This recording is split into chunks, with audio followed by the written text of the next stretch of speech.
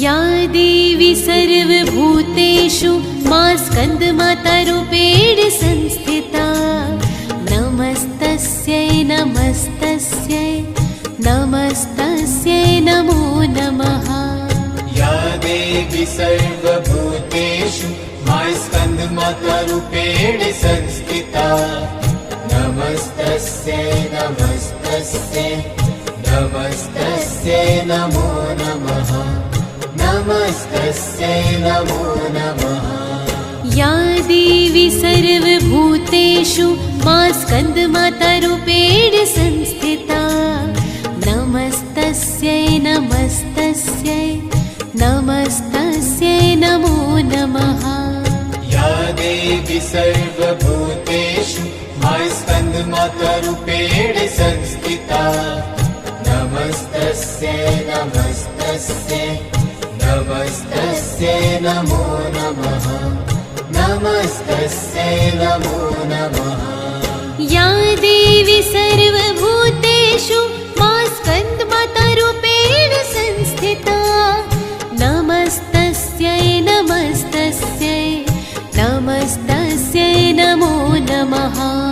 या देवी सर्वभूतेषु मा स्कन्दमातारूपेण संस्थिता नमस्तस्यै नमस्तस्यै नमस्तस्यै नमो नमः नमस्तस्यै नमो नमः नमस्तस्यै नमो नमः। या देवी सर्वभूतेषु मा स्कन्दमातारूपेण संस्थिता नमस्तस्यै नमस्तस्यै नमस्तस्यै नमो नमः। या देवी सर्वभूतेषु मा स्कन्दमातारूपेण संस्थिता नमस्तस्यै नमस्तस्यै नमस्तस्यै नमो नमः नमस्तस्यै नमो नमः नमस्तस्यै नमो नमः। या देवी सर्वभूतेषु मा स्कन्दमातारूपेण संस्थिता नमस्तस्यै नमस्तस्यै नमस्तस्यै नमो नमः। या देवी सर्वभूतेषु मा स्कन्दमातारूपेण संस्थिता नमस्तस्यै नमस्तस्यै नमस्तस्यै नमो नमः नमस्तस्यै नमो नमः। या देवी सर्वभूतेषु मा स्कन्दमातारूपेण संस्थिता नमस्तस्यै नमस्तस्यै नमस्तस्यै नमो नमः। या देवी सर्वभूतेषु मा स्कन्दमातारूपेण संस्थिता नमस्तस्यै नमस्तस्यै नमस्तस्यै नमो नमः नमस्तस्यै नमो नमः। आइए भक्तों, आज नवरात्रि का 5वां दिन है। इस दिन दुर्गा जी के 5वें स्वरूप माँ स्कंद माता की पूजा और अर्चना की जाती है। स्कंद शिव और पार्वती के दूसरे और षडानन यानी 6 मुख वाले पुत्र कार्तिकेय का नाम है। स्कंद की माँ होने के कारण ही इनका नाम स्कंद माता पड़ा। माना जाता है कि दुर्गा माँ का यह रूप अपने भक्तों की सभी मनोकामनाओं की पूर्ति करता है और उन्हें मोक्ष का मार्ग दिखाता है। माँ के इस रूप की 4 भुजाएं हैं और इन्होंने अपनी दाएं तरफ की ऊपर वाली भुजा से स्कंद अर्थात कार्तिकेय को पकड़ा हुआ है और इसी तरफ वाली निचली भुजा के हाथ में कमल का फूल है। बाईं ओर की ऊपर वाली भुजा में वर्द मुद्रा है और नीचे दूसरा श्वेत कमल का फूल है। सिंह इनका वाहन है क्योंकि यह सूर्य मंडल की अधिष्ठात्री देवी हैं। इसीलिए इनके चारों ओर सूर्य सहज अलौकिक तेजमय मंडल सा दिखाई देता है। सर्वदा कमल के आसन पर स्थित रहने के कारण इन्हें पद्मासना भी कहा जाता है। भक्तों, आज नवरात्रि के 5वें स्वरूप मां स्कंद माता की पूजा करने का विधान है। आइए भक्तों, प्रेम से बोलिए मां स्कंद माता की जय। या देवी सर्वभूतेषु मां स्कंद माता रूपेण संस्थिता। नमस्तस्यै नमस्तस्यै नमस्तस्यै नमो नमः। या देवी सर्वभूतेषु मां स्कंद माता रूपेण संस्थिता। नमस्तस्यै नमस्तस्यै नमस्तस्यै नमो नमः। नमस्तस्यै नमो नमः। या देवी सर्वभूतेषु मां स्कंद माता रूपेण संस्थिता। नमस्तस्यै नमस्तस्यै नमस्तस्यै नमो नमः। या देवी सर्वभूतेषु मां स्कंद माता रूपेण संस्थिता। नमस्तस्यै नमस्तस्यै नमस्तस्यै नमो नमः। नमस्तस्यै नमो नमः। या देवी सर्वभूतेषु मां स्कंद माता रूपेण संस्थिता। नमस्तस्यै नमस्तस्यै नमस्तस्यै नमो नमः। या देवी सर्वभूतेषु मां स्कंद माता रूपेण संस्थिता। नमस्तस्यै नमस्तस्यै नमस्तस्यै नमो नमः। नमस्तस्यै नमो नमः। नमस्तस्यै नमो नमः। या देवी सर्वभूतेषु मां स्कंद माता रूपेण संस्थिता। नमस्तस्यै नमस्तस्यै नमस्तस्यै नमो नमः। या देवी सर्वभूतेषु मां स्कंद माता रूपेण संस्थिता। नमस्तस्यै नमस्तस्यै नमस्तस्यै नमो नमः। नमस्तस्यै नमो नमः। नमस्तस्यै नमो नमः। या देवी सर्वभूतेषु मां स्कंद माता रूपेण संस्थिता। नमस्तस्यै नमस्तस्यै नमस्तस्यै नमो नमः। या देवी सर्वभूतेषु मां स्कंद माता रूपेण संस्थिता। नमस्तस्यै नमस्तस्यै नमस्तस्यै नमो नमः। नमस्तस्यै नमो नमः।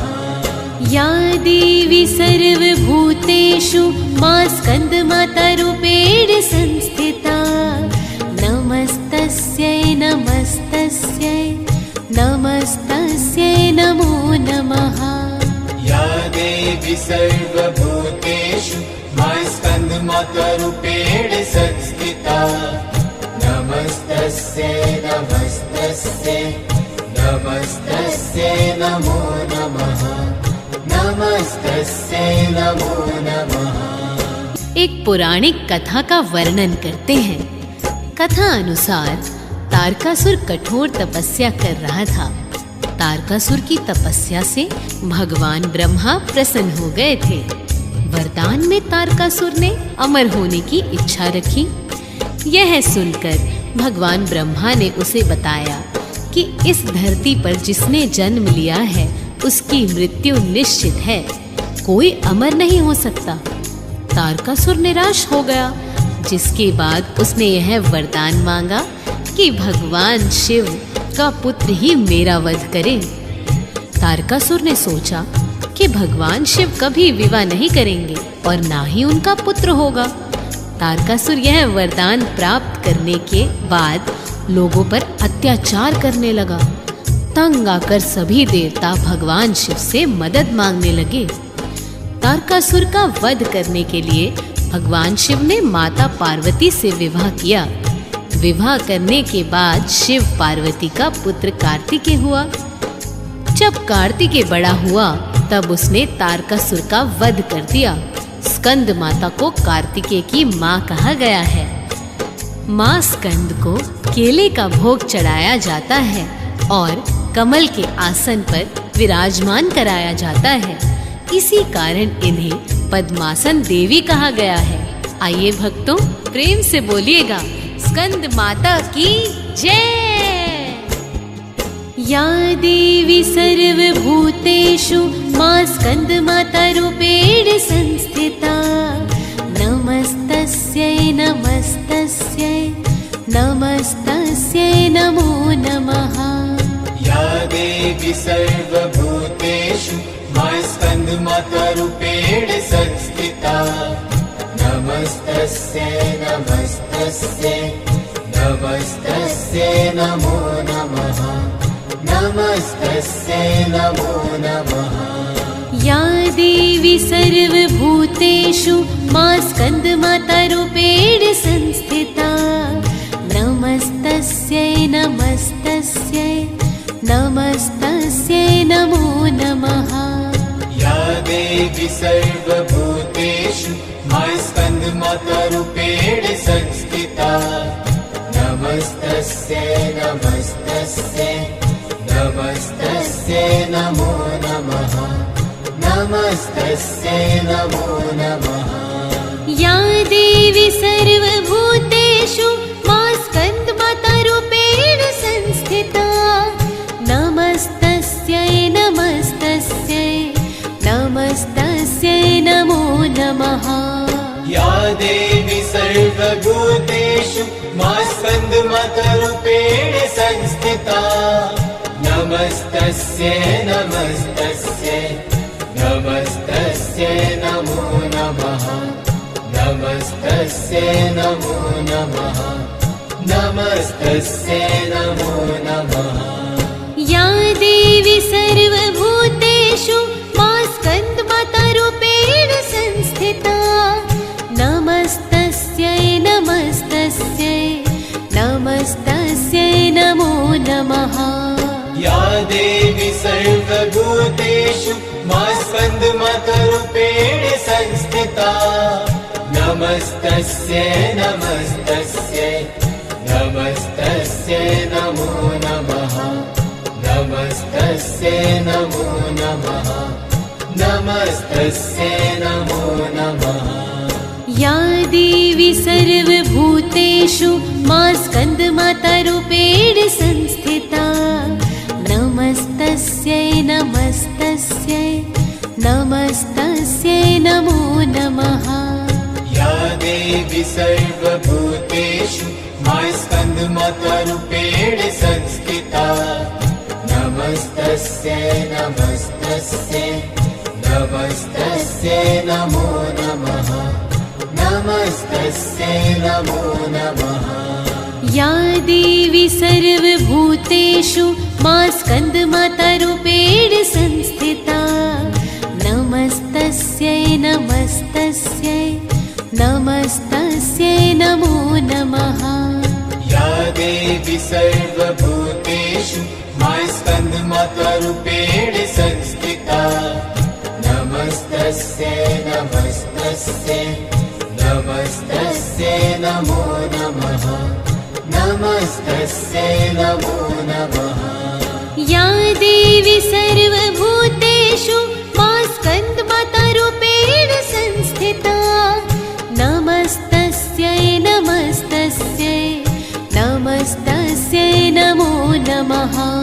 या देवी सर्वभूतेषु मां स्कंद माता रूपेण संस्थिता। नमस्तस्यै नमस्तस्यै नमस्तस्यै नमो नमः। नमस्तस्यै नमो नमः। नमस्तस्यै नमो नमः। या देवी सर्वभूतेषु मां स्कंद माता रूपेण संस्थिता।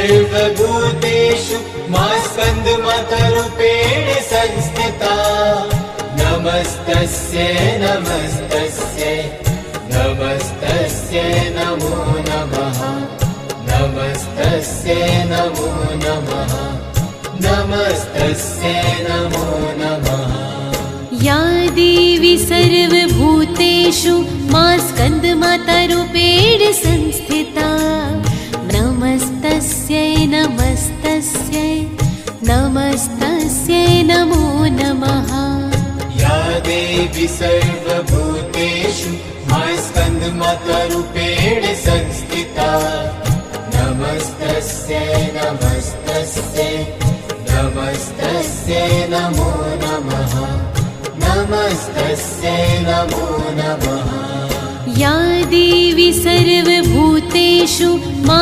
स्कन्दमातारूपेण संस्थिता नमस्तस्यै नमस्तस्यै नमस्तस्यै नमो नमः या देवी सर्वभूतेषु मा स्कन्दमातारूपेण संस्थिता नमस्तस्यै नमस्तस्यै नमस्तस्यै नमो नमः नमस्तस्यै नमो नमः